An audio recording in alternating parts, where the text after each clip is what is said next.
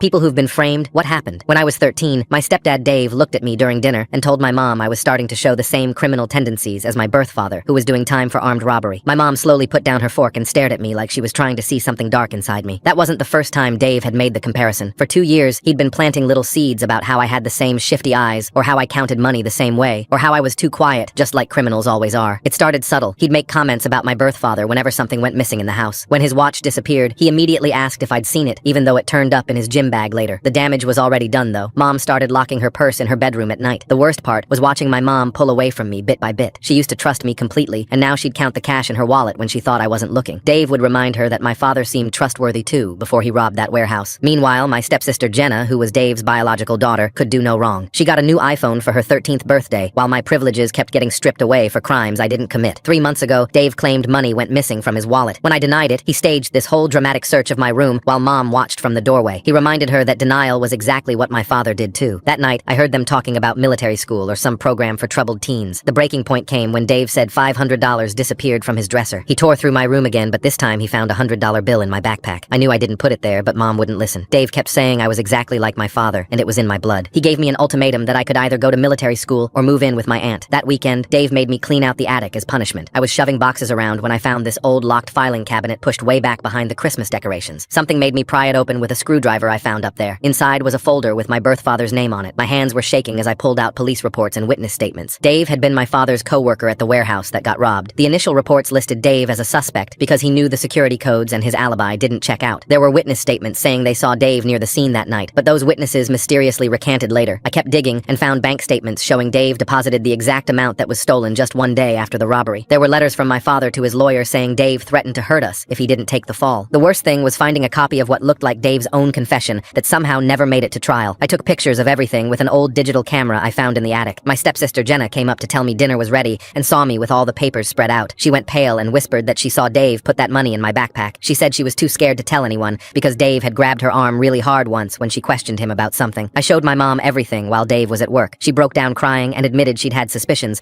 but didn't want to believe it. Dave came home early and saw us surrounded by all his hidden evidence. His whole friendly stepdad mask dropped and he lunged for the papers. Jenna finally found her voice and told Mom what she'd seen. I'd already emailed the photos to my aunt just in case. She showed up with the police within an hour. They reopened my father's case and arrested Dave that night. 2 other men Dave had framed over the years came forward when they heard about it. My father's conviction got overturned after 5 years in prison. When he got out, we met at a coffee shop. He was different, but still my dad. He said he never blamed me for believing the story, and he was just grateful the truth finally came out. I've been living with my birth father for 6 months now. Dave's in prison where my father used to be. Mom's in therapy working through how she enabled everything. The truth really does set you free even when it destroys everything you thought you knew first.